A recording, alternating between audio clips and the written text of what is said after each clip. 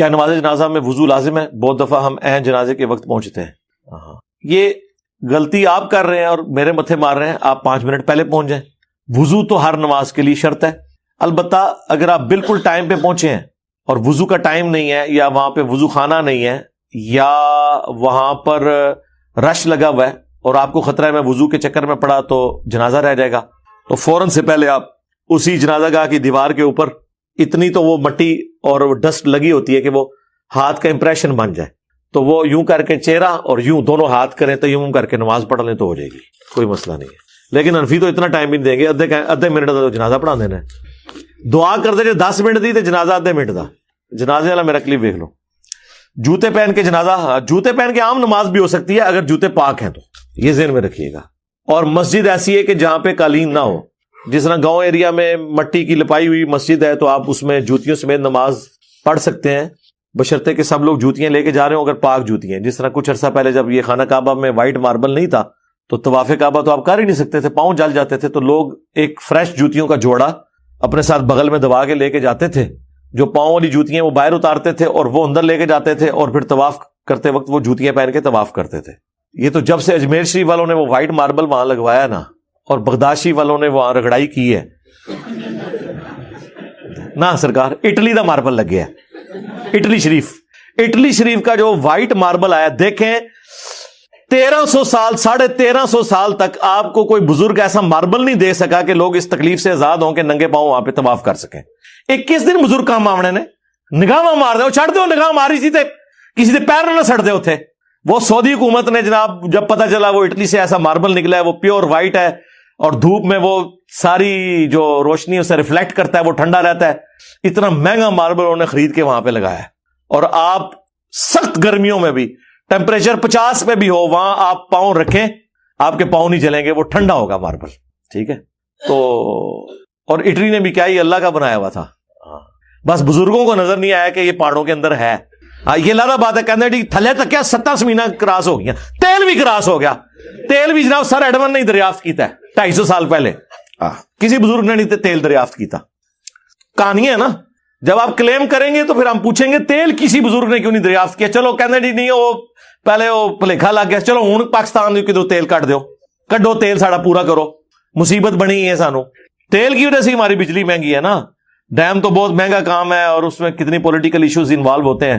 آج ہمارے پاس تیل ہو تو سعودیہ کی طرح ہماری بجلی بھی سستی ہو. چلو ہوں دریافت کر لو، کڈو. دریافت بھی کرنا ہے، نگاہ مار کے باہر بھی کڈنا ہے، تو ٹائم کیا مت آ جائے. ٹھیک ہے. تو وہ اس طرح تو وہ اس وقت لوگ جوتیوں میں کرتے ہیں. صحیح بخاری میں موجود ہے، نبی علیہ السلام نے جوتیوں سمیت نماز پڑھی ہے، وہ جوتیاں جو پاک ہو. لہذا نماز جنازہ جوتیوں سمیت آپ پڑھ سکتے ہیں اگر آپ کی جوتیاں پاک ہیں. اور عموماً ہماری جوتیاں پاک ہی ہوتی ہیں جب تک کہ ظاہر ناپاکی اس میں آپ کو نظر نہ آ جائے. بارش کا جو کیچڑ ہے جو جوتیوں میں لگ جاتا ہے وہ پاک ہے، تا وقت کہ ایسا کیچڑ جس میں گٹر کا پانی یا گندگی ملی ہوئی ہو. اس چیز کو انشور کریں تو پھر آپ وہ کہیں گے کہ وہ ناپاک ہے. باقی جو جوتیاں زمین پہ رگڑ کھاتی ہیں وہ خود بخود پاک ہوتی ہیں، مٹی سے اس کا تیمم بھی ہوتا رہتا ہے. اس پہ میں کافی دفعہ پہلے بھی بولا ہوں. اور پھر اللہ کا شکر ادا کریں کہ آپ کو مرنے سے پہلے یہ پتہ چل گیا ہے کہ جو آپ کو دین آپ کے بزرگوں نے سکھایا تھا وہ اس دین سے بالکل مختلف ہے جو دین کتابوں کے اندر. جو ہم عرض کرتے ہیں کہ مرنے سے پہلے اے مسلمان کر لے اس پہ غور، کتابوں کا خدا اور ہے بابوں کا خدا. ویسے اس کا ایک نیا ورژن بھی آیا ہے، کہنے کو تو دین سب کا اسلام ہے لیکن کتابوں کا جہاں اور ہے بابوں کا جہاں اور. کہتے تو دونوں اپنے آپ کو مسلمان ہیں لیکن اس کا ایک وکھرا جہاں ہوتا ہے، بالکل وکھرا جہاں ہوتا ہے، اس کا اپنا ہی ایک جہاں ہوتا ہے. تو یہ کتابوں کے جہاں میں ہے. یہ پچھلے دنوں میرا ایک کلپ اپلوڈ ہوا ہے مردہ بچے کے جنازے کے حوالے سے، تو چونکہ انہوں نے وہ دیکھا ہے تو اب اللہ کی طرف رجوع لائیں. اور اگر اس کی قبر لوکیٹ ہو سکتی ہے، کیونکہ عموماً اس طرح کے بچوں کو اسی طریقے سے دفنا دیتے ہیں کسی جگہ ہی، تو بہتر یہ ہے کہ اس کی قبر کو لوکیٹ کریں، قبر پہ کھڑے ہو کر جنازہ پڑھ لیں. بخاری مسلم میں حدیث ہے، نبی علیہ السلام نے شہدائے احد کے اوپر غزوہ احد کے 8 سال کے بعد اپنی وفات سے 1 مہینہ پہلے دوبارہ نماز جنازہ. اس طریقے سے بخاری مسلم میں حدیث ہے، ایک حبشی عورت تھی جو مسجد نبوی کی صفائی کیا کرتی تھی، مر گئی. صحابہ کرام نے بتایا بھی نہیں حضور کو، خود ہی جنازہ پڑھ کے دفنا دیا. 3-4 دن بعد نبی علیہ السلام نے پوچھا وہ عورت نہیں نظر آ رہی، تو لوگوں نے بتایا تو فوت ہو گئی ہے. تو آپ فرمایا تم نے مجھے نہیں بتایا، میں بھی اس کا جنازہ پڑھتا. تو مجھے اس کی قبر پہ لے چل۔ نبی علیہ السلام قبر پہ گئے، جنازہ پڑھا۔ اس کا طریقہ یہ ہوگا کہ آپ قبر پہ، اب یہ قبر ایسے بنی ہے نا، اس طرف چہرہ ہے اور قبلے کے رخ کی طرف ہے، تو آپ اس کی پیٹھ والی سائڈ پہ آ کے کھڑے ہوں گے تاکہ آپ بھی قبلہ رخ ہوں، اور پھر آپ یعنی وہ قبر کو سامنے سجدہ نہیں کر رہے ہوں گے، اللہ کے لیے نماز پڑھ رہے ہوں گے، لیکن چونکہ میت کو سامنے رکھا جاتا ہے لہٰذا قبر کو بھی سامنے رکھ کے نماز جنازہ پڑھیں گے۔ نبی علیہ السلام نے پڑھی اور پھر آپ واپس لوٹتے ہوئے آپ نے فرمایا یہ قبریں اندھیروں میں ڈوبی ہوئی تھیں، اللہ نے میرے جنازہ پڑھنے کی برکت سے انہیں نور سے بھرا۔ نبی علیہ السلام کی دعا کی برکت، اللہ تعالیٰ ہمیں بھی ان دعاؤں کا حصہ نصیب فرمائے، آمین ثم آمین۔ تو یہ بھی اس بات کا ثبوت ہے آپ قبر پہ پڑھ سکتے۔ اگر قبر لوکیٹ نہیں ہو رہی تو پھر آپ غائبانہ نماز جنازہ پڑھیں۔ غائبانہ نماز جنازہ جو اہل حدیث نے جس طریقے سے اس کو بہت زیادہ پروموٹ کیا ہے نا، یہ اس طرح نہیں تھا، بلکہ پروموٹ کیا کیا ہے، کوئی امیر مر جاتا ہے اس کا غائبانہ نماز جنازہ پڑھا دیتے ہیں، کوئی غریب مر جائے تو اس کے لیے دعا کروا دیتے ہیں۔ وہ ظاہر ہے وہ ڈپینڈ کر رہا ہوتا ہے کہ کتنا بڑا وہ فائنانسر ہے۔ غائبانہ نماز جنازہ اس طریقے سے صحابہ کرام میں نبی علیہ السلام کی مبارک زندگی میں کوئی رائج نہیں تھا۔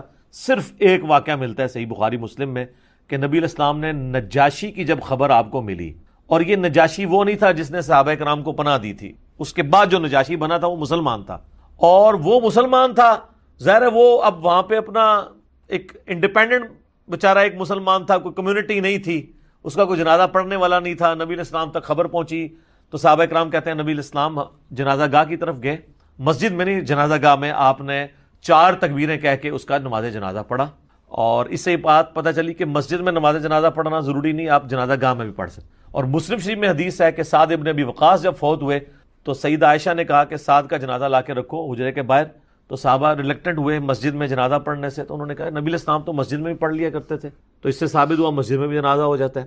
افضل ویسے یہی ہے کہ جنازہ گاہ میں ہو، مسجد میں بھی جائز ہے۔ حرمین میں آپ دیکھ لیں ہر نماز کے جنازے اٹھ رہے ہوتے ہیں، فرض نماز کے بعد وہ تھوڑا سا اذکار کا ٹائم دیتے ہیں اور ساتھ بھی اناؤنسمنٹ کرتے ہیں کہ 7-8 جنازے تو ایوریج ہر نماز کے وقت ہوتے ہیں، کیونکہ حرمین کے ارد گرد جتنے لوگ ہیں ان کی خواہش ہوتی ہے کہ وہاں جنازہ پڑھایا جائے، تو ایک دل کی تسلی کے لیے تو خیال اچھا ہے، باقی تو اپنے اعمال کے مطابق انسان اٹھایا جائے گا۔ تو اگر قبر لوکیٹ نہیں ہو رہی تو آپ غائبانہ نماز جنازہ پڑھ لیں، اور غائبانہ نماز جنازہ آپ گھر میں بھی پڑھ سکتے ہیں، مسجد میں بھی، کسی جگہ، وہ تو آپ نے قبلہ رخ کھڑے ہونا ہے، اور اس کے لیے میت کا سامنے ہونا ضروری نہیں ہے۔ نبی علیہ السلام نے نجاشی کا پڑھا، صحیح مسلم میں آتا ہے آپ علیہ السلام نے ایک جنازے پہ 5 تکبیرات بھی پڑھی، اس میں پھر یہ ہوگا کہ پہلی تکبیر کے بعد سورہ فاتحہ ہوگا اور ساتھ ایک سورت، دوسری تکبیر کے بعد درود شریف، تیسری کے بعد دعا، اور چوتھی کے بعد سلام، اور اگر 5 تکبیریں کرنی ہے تو چوتھی کے بعد پھر دعا، کوئی اور دعا پڑھ لیں۔ مسلم شریف میں کئی ہیں، ایک تو مشہور حدیث ہے ابو داؤد ترمذی ابن ماجہ میں، اللہم اغفر لحینا و میتنا و شاہدنا، یہ والی دعا پڑھ لیں۔ یہ یاد نہیں ربنا آتنا فی الدنیا پڑھ لیں، یہ بھی نہیں آتی رب اجعلنی پڑھ لیں، کوئی سی معصورہ دعا پڑھ لیں۔ اور وہ جو میں نے بتائی تھی میت کے لیے جو صحیح بخاری میں تعلیقاً ہے، سنن کبریٰ البیہقی کے اندر موجود ہے، اللہم اجعل فرطا و ذخرا و سلفا، اس طرح کے الفاظ ہیں کہ اے اللہ اس کو ہمارے لیے ذخیرہ بنا دے اور ایک ذریعہ بنا دے، یعنی سفارش کے طور پر، کیونکہ بخاری مسلم میں حدیث ہے جس کے 3 بچے مر گئے تو اللہ تعالیٰ اس کے بدلے اس پہ اگر وہ صبر کرے اور اللہ سے مانگے تو اللہ تعالیٰ اس کی جنت میں جانے کا سبب ان اولاد کو بنا دے گا سفارش کے طور پہ۔ ایک عورت نے کہا اگر 2 مر جائیں تو فرمایا 2 پہ بھی ہے۔ اور بخاری میں تو یہ بھی الفاظ ہیں کہ اللہ تعالیٰ فرماتا ہے میں اپنے بندے سے اگر کوئی محبوب چیز لے لوں اور اس کے بدلے وہ مجھ سے جو بھی نعمت ڈیمانڈ کرے گا تو میں اس کو عطا فرما دوں گا۔ اور بخاری میں یہ بھی حدیث ہے کہ جس شخص سے میں نے آنکھیں لے لیں تو اس کی جزا جنت کے سوا کچھ نہیں۔ سبحان اللہ۔ تو اب اگر ان کی بچی یا بچہ کسی کا بھی، یہ کافی لوگوں کے سوال آئے ہیں، ہم نے ایک کو ایز اے رول ماڈل طور پر انٹرٹین کیا ہے، تو غائبانہ نماز جنازہ پڑھ لیں، اور اللہ تعالیٰ کے حضور آپ اپنی مادری لینگویج میں بھی عام حالت میں دعا کریں کہ اللہ تعالیٰ اس پہ صبر کے عوض آپ کو اجر دے اور اس بچے کو آپ کے لیے ذخیرہ آخرت بنا لیں۔ تو یہ آپ کریں تو انشاءاللہ تعالیٰ وہ غلطی معاف ہو جائے گی۔ بہرحال وہ اس سے اب سبق لرن کریں کہ آپ کے ساتھ کس لیول کا دھوکہ کیا گیا ہے، کہ جو چیزیں یعنی دین میں تھیں آپ کو نہیں بتائی، بابوں کا دین، فرقوں کا دین، اس طریقے سے بتایا گیا۔ تو غائبانہ نماز جنازہ بھی جواز کی حد تک ایسی صورتحال میں جائز ہے۔ ویسے ایک شخص مر گیا کراچی میں، ہزاروں نے اس کا جنازہ پڑھا، اب جیلم میں اسلام آباد میں اس کا غائبانہ نماز جنازہ ہو رہا ہے، یہ غلط ہے، اس کا تو کوئی ثبوت نہیں ملتا۔ نجاشی والی حدیث کو اس پہ فٹ کرنا بڑی دور کا اجتہاد ہے، کیونکہ نجاشی تو اتنی بڑی پرسنالٹی نہیں تھا، نبی علیہ السلام کا سب سے لاڈلا، جسے آپ کا بیٹا بھی کہا جاتا تھا، جس کا نام بھی قرآن میں آیا ہے، زید بن حارثہ، جو صحیح بخاری میں آتا ہے کہ اس کا جو بیٹا تھا اسامہ، نبی علیہ السلام اپنے زانوں پہ ایک طرف حسن ابن علی کو بٹھاتے تھے، دوسری طرف اسامہ ابن زید کو، پوتوں کی مانند تھا۔ تو غزوہ موتا کے موقع پر آپ کو پتہ ہے نا، بخاری کے الفاظ ہیں، نبی الاسلام مدینہ شریف میں اور اللہ تعالیٰ نے آپ کو دکھا دیا, آپ رو رہے ہیں کہ میرے عبداللہ کو شہید کر دیا گیا, عبداللہ بن رواحہ کو, اور سب سے پہلے زید بن حارثہ شہید ہوئے, پھر عبداللہ بن رواحہ شہید ہوئے, اور پھر جعفر بن ابی طالب, جعفر طیار جنہیں کہا جاتا ہے, وہ شہید ہو گئے, ان کے تو بازو بھی کٹ گئے تھے. تو بخاری میں آتا ہے اللہ تعالیٰ نے ان کو جنت میں 2 پر دے دیے. حضرت علی کے جو بھائی تھے جنہوں نے سورہ مریم پڑھی تھی نجاشی کے دربار میں, وہ غزوہ موتہ میں شہید ہوئے تھے. یہ 3 ترتیب سے شہید ہوئے. پھر حضور نے کہا کہ اللہ تعالیٰ نے اب مسلمانوں کو اللہ کی تلواروں میں سے ایک تلوار پر متفق کر دیا ہے, مجھے اللہ سے امید ہے اللہ اس پہ فتح دے دے گا, خالد بن ولید. وہ فتح بس یہ ہوئی کہ وہ اتنی بڑی رومن امپائر کے لشکر سے اپنے چھوٹے سے لشکر کو بچا کے لینے آنے میں کامیاب ہو گئے. اور پھر اس کے بعد پھر نبی الاسلام نے سفر کیا تھا غزوہ تبوک کے لیے, جس میں رومن امپائر 1.5 لاکھ کی فوج لے کر کیسے روم بھی بھاگ گیا تھا. وہ اصل میں اس کے بدلے میں حضور جا رہے تھے. تو ایلچی بھی خیر قتل کر دیا تھا, یہ بھی بیچ میں ایک واقعہ ہوا تھا. تو وہ ایک واقعہ ملتا ہے نجاشی والا, تو یعنی محدثین کہتے ہیں کہ زید بن حارثہ سے زیادہ کوئی اہل نہیں تھا, وہ حضور کا بیٹا ہی تھا, سمجھ لیں بچپن سے آپ نے پالا ہوا تھا, بلکہ ان کو زید بن محمد کہا جاتا تھا. پھر قرآن میں آیا کہ یہ منہ والا رشتہ کوئی نہیں ہے, تو پھر زید بن حارثہ ان کو کہا جائے. وہ شہید ہوا ہے, حضور نے اس کا کوئی غائبانہ نماز جنازہ نہیں. تو یہ ایک اس کو ٹرینڈ بنانا اور پھر اس کے اوپر چندے اکٹھے کرنا, ٹھیک ہے, اس کو ایک ایکٹیویٹی کے طور پر کرنا, یہ اسی طریقے سے جیسے تیجے 10ویں 40ویں ہو رہے ہیں. تو یہ فی الحال یہی چیز بن گئی. جواز میں کہہ رہا ہوں موجود ہے, لیکن جواز بھی کیٹاسٹروفک کنڈیشن میں. یہ نہیں ہے کہ جنازہ ہو چکا ہے اور آپ پھر بار بار اس کے غائبانہ نماز جنازے پڑھ رہے ہیں, ایک جگہ سے اٹھاتے ہیں دوسری جگہ لے جاتے ہیں, دوسری جگہ سے تیسری جگہ لے جاتے ہیں, اور لوگ دور دور پڑھا رہے ہیں. جنازہ ہو گیا, اتنے بڑے لوگوں نے پڑھ لیا, پھر بار بار غائبانہ نماز جنازہ اس کو پروٹوکول دینا نہیں. آپ دعا مانگیں. بخاری میں حدیث ہے, نبی الاسلام کو ایک صحابی کی وفات کی خبر پہنچی, آپ نے اپنے ہاتھ یوں بلند کیے کہ آپ کی بغلوں کی سفیدی نظر آئی. آپ نے کہا اللہ ابو عامر کو بخش دیے اور اسے کثیر مخلوق پہ قیامت کے دن فضیلت عطا فرما.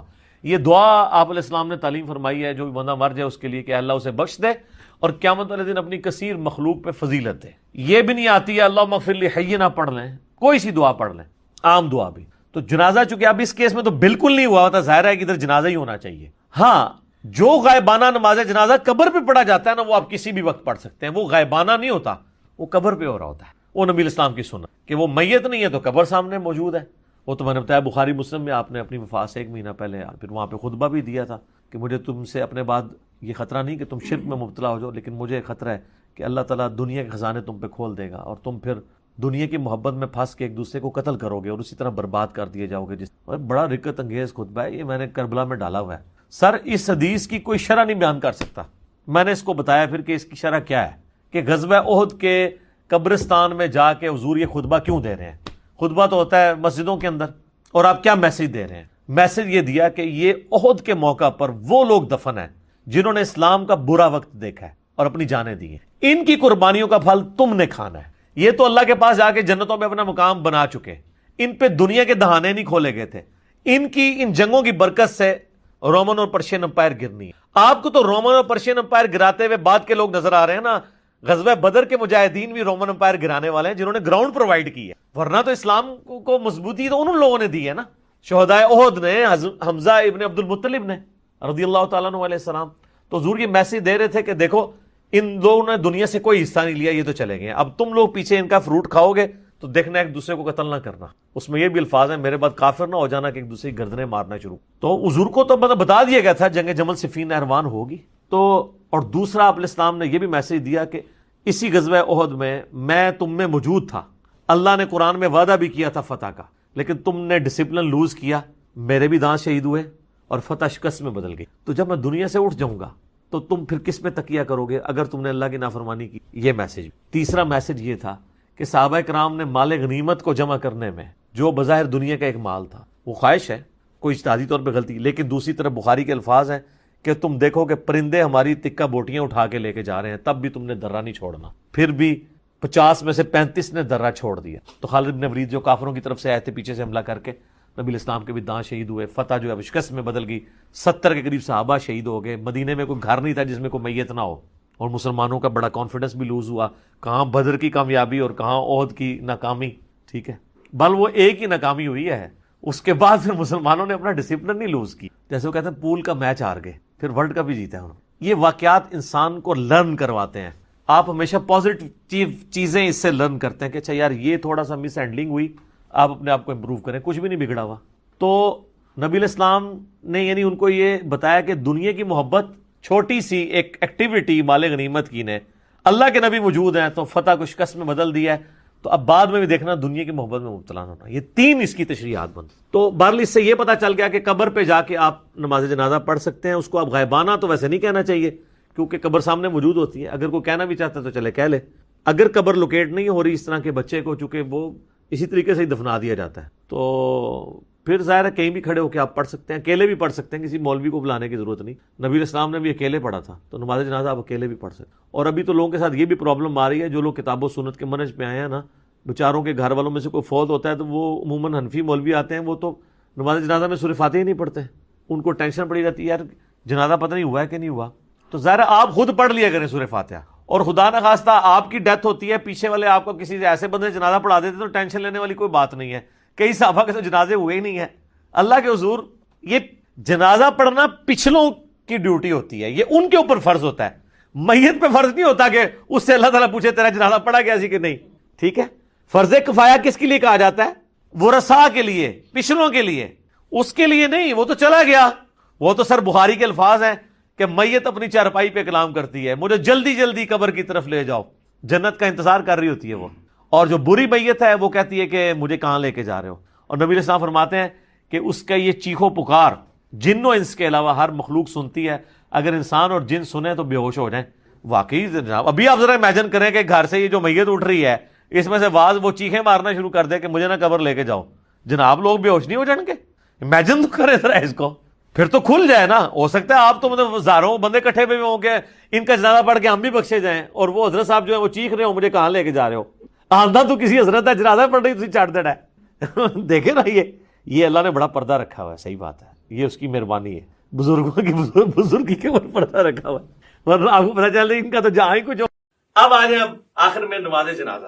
نماز جنازہ بھی جو ہے یہ بھی کبھی کبھار ہی پڑھنی ہوتی ہے، اس لیے اس کی بھی تکبیرات اس طریقے سے ہوں گی. نیت کیا ہے وہ لوگ یاد کروا رہے ہو. نیت پھر ذہن کو حاضر کرنے کا نام ہے، اور آپ نے نماز پڑھی. لیکن نماز جنازہ اس لیے مختلف ہے کہ یہ عام نمازوں کی طرح نہیں ہے، نہ اس میں رکوع ہے نہ اس میں، اس لیے اس کا پروٹوکول ذرا پروٹوکول ڈفرینٹ ہے. تو پھر ظاہر ہے اس کے اندر جب آپ اللہ اکبر کہہ کے نماز شروع کریں گے، وضع الیدین کریں یا ارسال الیدین کریں، تو پہلی تکبیر کے بعد ثنا کوئی نہیں ہے اس کے اندر. وہ روایتیں کمزور ہیں. اعوذ باللہ من الشیطان الرجیم بسم اللہ پڑھ کے سورۃ الفاتحہ ہے اور ساتھ کوئی ایک سورت. اور دوسری تکبیر جب آپ کہیں گے اللہ اکبر کہہ کے ہاتھ باندھیں گے یا ارسال الیدین کر رہے ہیں، دونوں طریقے درست. اگر باندھ رہے ہیں تو آپ اس حالت میں درود شریف پڑھیں. پھر تیسری تکبیر اللہ اکبر کہہ کے اس میں آپ دعائے جنازہ میت کے لیے پڑھیں گے. ابو داؤد ترمذی ابن ماجہ میں مشہور دعا اندر ڈسکشن ہوئی، اور اسی کو ہم کہتے ہیں علم العقائد، یعنی عقیدہ بنیادی کون. مسلمانوں کے 3 عقائد ہیں: عقیدہ توحید، عقیدہ آخرت اور عقیدہ رسالت. عقیدہ رسالت کا اس اعتبار سے تو مکی صورتوں میں ذکر ہوا کہ وقت کے پیغمبروں کے ماننے والوں کو اللہ تعالیٰ نے بچا لیا اور مخالفین کو تباہ و برباد کیا. لیکن جو عقیدہ رسالت سے ریلیٹڈ شریعت ہے وہ مدنی صورتوں کے اندر، سورہ البقرہ کے اندر، سورہ النساء کے اندر، سورۃ المائدہ کے اندر. لیکن یہ ایک ایسی مدنی صورت ہے کہ جس کا جو پورے کا پورا مزاج ہے وہ مکی صورتوں والا ہے. بلکہ ڈاکٹر اسرار صاحب جو کہ اس فیلڈ کے ایکسپرٹ تھے وہ اکثر فرمایا کرتے تھے کہ پورے مکی قرآن کا خلاصہ جو ہے نا وہ سورہ التغابن کی یہ 18 آیات ہے. پورے مکی قرآن 2/3 قرآن کا خلاصہ. اب یہ صورت اپنے مزاج کے اعتبار سے بالکل مکی صورت ہے. مکی صورتوں کا مزاج ہوتا ہے عقیدہ توحید اور آخرت کے اعتبار سے، اور یعنی التذکیر بالموت کے مر کے تمہیں اللہ کے حضور پیش ہونا ہے، اپنے اعمال کا جواب دہ ہونا ہے. یہ مرکزی ٹاپک ہوتا ہے مکی صورتوں. اور مدنی صورتوں کے اندر عموماً جو سوشل ایشوز ہیں مسلمانوں کے، شریعت سے ریلیٹڈ ہوں، آئلی زندگی سے ریلیٹڈ ہوں، ان کو ڈسکس کیا جاتا ہے. لیکن آپ اس صورت کے اندر دیکھیں گے آپ کو سارا مکی مزاج نظر آئے گا، عقیدہ توحید کے اعتبار سے، عقیدہ آخرت کے اعتبار سے اور عقیدہ رسالت کے اعتبار سے. تو اگر یعنی یہ صورت یعنی ہمیں معلوم نہ ہو کہ یہ کون سی صورت ہے تو پہلے جیسچر میں یہ صورت مکی صورت نظر آتی ہے اپنے مزاج کے اعتبار سے. لیکن یہ ہے مدنی صورت ہے، اور چونکہ مدنی صورتیں قرآن پاک کو کنکلوڈ کر رہی تھی تو اللہ تعالیٰ نے سارے مکی قرآن کا خلاصہ صرف 18 آیات کے اندر بیان کر دیا. اور یہ صورت اتنی جامع ہے کہ اس کے اوپر کئی لیکچرز دیے جا سکتے، لیکن ہماری کوشش یہ ہوگی کہ ہم اسے آج کے ایک ہی لیکچر کے اندر کور کریں. ایک آیت اپنے اندر جو ہے نا وہ آپ سمجھیں کہ ایک پورا علم کا سمندر سموئے ہوئے ہے. سورۃ التغابن. اعوذ باللہ من الشیطان الرجیم بسم اللہ الرحمن الرحیم. یسبح للہ ما فی السماوات وما فی الارض، اللہ ہی کی تسبیح کرتا ہے اور کرتا رہے گا، اللہ ہی کی تسبیح کرتی ہے اور کرتی رہے گی ہر وہ شے جو کہ آسمانوں میں ہے اور زمین میں۔ قرآن پاک میں جب آئے نا یہ بات کہ جو کچھ آسمانوں میں ہے اور زمین میں، تو اس سے مراد پوری کائنات ہو۔ قرآن کا مزاج ہے کہ گفتگو کرتے ہوئے ما فی السماوات و ما فی الارض کا مطلب ہوتا ہے جو کچھ آسمانوں اور زمین میں، یعنی پوری کائنات میں ہر چیز اللہ کی تسبیح بیان کر رہی ہے اور کرتی رہے گی، کیونکہ یہاں پہ مضارع کا صیغہ استعمال ہوا ہے، اور عربی لنگوسٹک کے اندر جو مضارع کا صیغہ ہے وہ پریزنٹ ٹینس اور فیوچر ٹینس کو بیک وقت کور کرتا ہے۔ ایک تو اس اعتبار سے ہر چیز اللہ کی تسبیح بیان کر رہی ہے کہ ہر چیز کی جو پرفیکشن ہے وہ بتاتی ہے کہ میرا بنانے والا بڑا پرفیکٹ ہے۔ آپ دنیا میں کوئی بھی خوبصورت نظارہ دیکھتے ہیں نا، کوئی خوبصورت پھول دیکھیں، پہاڑ دیکھیں، سینری دیکھیں، تو بے اختیار کہتے ہیں سبحان اللہ۔ اس کا کیا مطلب ہوتا ہے کہ یہ چیز خوبصورت نہیں ہے، یہ چیز بے عیب نہیں ہے، بلکہ بے عیب وہ ہے جس نے اتنی زبردست چیز بنائی ہے۔ انسان اللہ تعالیٰ کی کریشن کا کلائمیکس ہے، اس کی ایک ایک چیز کے اوپر آپ تفکر کریں تو انسان جو ہے سبحان اللہ کہے۔ ابھی یہ آج کل وہ فائنل پیپرز کے بعد نا چھٹیاں ہوئی ہوئی تھی تو بچوں نے ضد کی کہ چوزے پال لیں ہم نے، میں بھی خود بچپن میں پالتا رہا ہوں شوق کی وجہ سے، تو بار خیر ہم نے ضد مانتے ہیں ان کو نا 5 چوزے لے دیے۔ یہ تو بھی 2-3 دن سے گرمی زیادہ ہو گئی ہے نا، ادروائز تو بڑی ٹھنڈ تھی، تو رات کے وقت ذرا ہم ان کی کیئر کرتے تھے کہ ان کے اوپر ذرا وہ چادر وغیرہ اور گرم یعنی ایک کارنر میں رکھا جائے تاکہ وہ ٹھنڈ نہ لگے۔ تو میں رات کے وقت یعنی یہاں درس سے فارغ ہو کے گیا نا، تو میں نے کہا ذرا میں ان کو چیک کر لوں نا چوزوں کو کہ وہ صحیح حالت میں۔ 5 چوزے تھے، تو میں نے جب وہ یعنی اس ڈبہ وہ جس میں رکھے ہوئے نا انہوں نے گتے کے ڈبے میں کھولا نا، تو مجھے وہ چوزہ ایک ہی چوزہ نظر آیا۔ تو میں نے اپنی وائف کو بلایا، میں نے کہا وہ تو 5 تھے، باقی 4 کدھر گئے؟ تو اس نے کہا نہیں 5 اس کے اندر ہے۔ اب میں نے اس کو رینڈملی دیکھا تھا، پھر دوبارہ کھول کے دیکھا تو وہ 5 بالکل جڑے ہوئے تھے آپس میں۔ میں اس وقت بے اختیار میری زبان سے نکلا سبحان اللہ، یعنی ان کو کس نے سکھایا؟ اور یہ وہ چوزے ہیں جو اپنی ماں کے ساتھ نہیں رہ رہے ہیں، یعنی مرغی نہیں ہے، لیکن ان کو نیچر نے، اللہ تعالیٰ نے ان کی نیچر میں یہ چیز ودیت کر دی ہے کہ انہوں نے اپنی سردی کو دور کرنے کے لیے اکٹھے ہو کے رات کو سونا ہے، اور اس طرح ایک دوسرے کے ساتھ گنے ہوئے تھے کہ وہ دیکھنے میں آپ سمجھ لیں ایک چوزہ ہی لگ رہا تھا بڑے سائز کا۔ تو غور سے دیکھا تو وہ 5 ہوتے۔ میں نے کہا سبحان اللہ، اللہ تعالیٰ نے انسان کو اور باقی جتنی مخلوقات ہیں ان کو کیا کچھ سکھا دیا۔ تو یہ ساری چیزوں کی پرفیکشن دیکھ کے انسان بے اختیار کہتا ہے سبحان اللہ، یعنی پاک ہے وہ ہستی جس نے ان ساری چیزوں کو پیدا فرمایا ہے اتنی پرفیکشن کے ساتھ کہ ان میں کوئی عیب نہیں۔ تو اس اعتبار سے کائنات کی ہر چیز اللہ کی تسبیح بیان کر رہی ہے، اور دوسرا اس اعتبار سے بھی تسبیح بیان کر رہی ہے کہ اللہ تعالیٰ نے ہر مخلوق کو ایک خاص زبان دی ہے جس کے اندر وہ اللہ کی حمد کرتی ہے۔ حتیٰ کہ سورۃ الرعد میں آیا کہ جو الرعد عربی میں کہتے ہیں بجلی کو، یہ جو چمکتی ہے بارش سے پہلے، تو اللہ تعالیٰ فرماتا ہے یہ جو رعد ہے یہ بھی اللہ کی تسبیح بیان کرتی ہے۔ لیکن ظاہر ہم سمجھ نہیں سکتے، سورہ بنی اسرائیل میں ہے کہ ہر چیز اللہ کی حمد کے ساتھ اس کی تسبیح بیان کر رہی ہے، لیکن تم اس کی تسبیح کو سمجھ نہیں سکتے، سن نہیں سکتے۔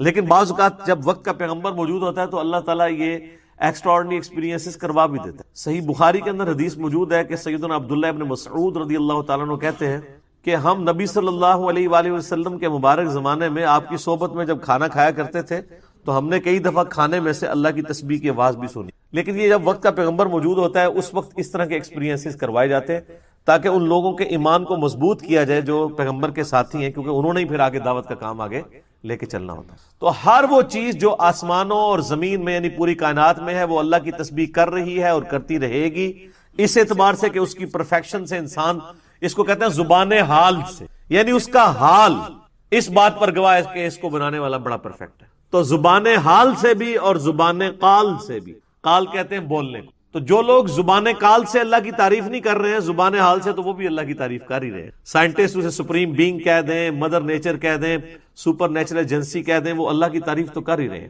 لہ الملک ولہ الحمد وہو علی کل شیء قدیر، بادشاہت بھی اس کے لیے ہے اور حمد بھی اس کے لیے ہے اور وہ ہر چیز کے اوپر قادر ہے۔ یہ اللہ تعالیٰ کے مقبول ترین کلمات میں سے ایک کلمہ ہے۔ یہ آپ کو پتا ہے نا کہ صحیح بخاری اور مسلم کی متفق علیہ حدیث ہے کہ جو شخص روزانہ 100 دفعہ پڑھ لے لا الہ الا اللہ وحدہ لا شریک لہ لہ الملک ولہ الحمد وہو علی کل شیء قدیر، اس میں یہ الفاظ اینڈ والے یہی ہیں۔ تو قیامت والے دن اعمال کے اعتبار سے کوئی شخص اس سے آگے نہیں بڑھ سکتا سوائے اس شخص کے کہ جو یہ کلمات اس سے زیادہ تعداد میں پڑھ کے اللہ کے حضور پیش ہو۔ اور پھر صحیح مسلم کے اندر بھی موجود ہے کہ نبی علیہ السلام نے فرمایا کہ جو ایک دفعہ پڑھ لے اسے 4 غلام آزاد کرنے کا ثواب ہے۔ اور ابو داؤد کے اندر اور ترمذی کے اندر باقی کتابوں کے اندر ملتا ہے 10 غلام آزاد کرنے کا ایک کلمہ۔ اور ابو داؤد میں تو یہاں تک الفاظ ہیں جو صبح کے وقت ایک دفعہ پڑھ لے لا الہ الا اللہ وحدہ لا شریک لہ لہ الملک ولہ الحمد وہو علی کل شیء قدیر، تو شام تک وہ اللہ تعالی کے قلعے میں محفوظ ہے ہر چیز کے خلاف۔ اور جو شام کو ایک دفعہ پڑھ لے وہ صبح تک اللہ تعالیٰ کے قلعے میں محفوظ ہے۔ بادشاہت بھی اسی کی ہے، حمد بھی اسی کے لیے، صرف بادشاہ نہیں ہے بلکہ وہ حمد کے لائق بھی ہے۔ باقی بادشاہت دنیا میں جتنی بھی ہے نا وہ اس کی بنائی ہوئی مخلوقات کے اوپر لوگ بادشاہت کر رہے ہیں نا، کریٹر تو نہیں ہے نا۔ اگر کسی کے قبضے میں ملک ہے تو وہ ملک کا کریٹر تو نہیں ہے، ملک میں رہنے والی عوام کا کریٹر تو نہیں ہے، مخلوقات کا کریٹر تو نہیں ہے، صرف رول کر رہا ہے۔ اور اللہ وہ حاکم ہے جو نہ صرف رول کر رہا ہے بلکہ کریٹر آف دا یونیورس بھی ہے، ساری مخلوقات اسی نے پیدا کی۔ هو الذی خلقکم فمنکم کافر ومنکم مؤمن، وہی اللہ ہے۔ یہ کھول لیں اس کو سب، قرآن پاک کھول کے رکھیں، ادھر ادھر دیکھنے کی بجائے نا مصحف کے اوپر نظر رکھیں۔ وہی اللہ ہے جس نے تمہیں پیدا کیا، فمنکم کافر ومنکم مؤمن، لیکن تم میں سے کوئی کافر ہے اور کوئی مومن ہے۔ کریٹر ایک ہی ہے لیکن اسی کا حوصلہ ہے، اسی کا صبر ہے کہ اس کے ماننے والے بھی ہیں اور اس کے نہ ماننے والے بھی ہیں۔ حالانکہ دونوں کو اللہ نے نہیں پیدا کیا لیکن اس نے دنیا میں کھلی چھٹی دے دی ہے۔ انا ہدیناہ السبیل اما شاکرا و اما کفورا، ہم نے ہدایت کا راستہ واضح کر دیا ہے، چاہے تو شکر گزاری کی روش اختیار کرو چاہے نہ شکری کی، لیکن پھر انجام ایک جیسا نہیں ہوگا۔ شکر گزاری کی روش والوں کا انجام اچھا ہونے والا ہے اور ناشکری کرنے والوں کا برا ہونے والا۔ اور پھر ہدایت اس کائنات کی سب سے ایلیٹ چیز ہے، وہ اللہ تعالیٰ زبردستی بھی کسی کو نہیں دے گا، اس کے لیے بھی پھر اللہ کا یونیورسل ٹروتھ ہے، والذین جاہدوا فینا لنہدینہم سبلنا، جو لوگ ہماری راہ میں کوشش کریں گے ان کے لیے ہم اپنی راہیں کھولیں گے۔ تو کریٹر ایک ہے لیکن مخلوق کی 2 کیٹیگریز ہیں۔ حالانکہ ہونا چاہیے کہ جب پیدا ایک نے کیا تو سارے اسی کے ماننے والے ہوں، لیکن اللہ تعالیٰ نے بڑا باریک نقطہ بیان کیا ہے کہ پیدا تو وہ ایک ہی کر رہا ہے، فمنکم کافر ومنکم مؤمن، تم میں سے کوئی کافر ہوتا ہے کوئی مومن ہوتا ہے، واللہ بما تعملون بصیر، لیکن اللہ تعالیٰ جو کچھ تم کر رہے ہو وہ خوب دیکھ رہا ہے۔ اس کے اندر دھمکی ہے کہ یہ نہ سمجھنا کہ دنیا کی زندگی اپنی مرضی سے گزار رہے ہو تو آخرت بھی تمہاری مرضی کی ہوگی، نہیں، دیکھ رہے ہیں بنا کے کہ کون ہمارا تابع فرمان ہے اور کون ہم سے باغی ہے، ہماری نظر میں ہے سارے اعمال۔ اچھا، یہ آیت جو ہے نا سورہ التغابن کی آیت نمبر 2، یہ آیت میں نے اکثر اس حوالے سے بھی کوٹ کی ہے کہ جو سورہ لقمان کی آخری آیات میں آتا ہے نا، اللہ تعالیٰ نے 5 چیزوں کا علم اپنے ساتھ خاص کیا ہے کہ وہ علم اللہ ہی کے پاس ہے یا اللہ کے بتانے سے کسی کو پتہ چل سکتا ہے، اور ظاہر وقت کے پیغمبر کو پتہ چل سکتا ہے۔ اس میں ایک چیز ہے کہ کوئی نہیں جانتا کہ ماں کے پیٹ میں کیا ہے، تو بعض لوگ کہتے ہیں وہ جی الٹرا ساؤنڈ کے ذریعے بتا دیا جاتا ہے۔ اللہ تعالیٰ نے ماں کے پیٹ میں کیا ہے اس سے مراد اس کے جینڈر کا ذکر نہیں کیا، یہ ترجمہ کرنے والوں نے لکھ دیا کہ کوئی نہیں جانتا کہ ماں کے پیٹ میں کیا ہے، میل ہے یا فیمیل۔ قرآن میں ایسے کوئی الفاظ نہیں، قرآن بڑے پرفیکٹ الفاظ کے ساتھ گفتگو، قرآن یہ کہتا ہے کہ کوئی نہیں جانتا کہ ماں کے پیٹ میں کیا ہے۔ ہاں اللہ بتا دے علیحدہ بات ہے، جیسے حضرت زکریا علیہ السلام کو اللہ تعالیٰ نے ان کے لیے بیٹا یحییٰ کی بشارت دی، پہلے ہی بتا دیا کہ تجھے اس بوڑھی عمر میں بھی ایک لڑکا ملے۔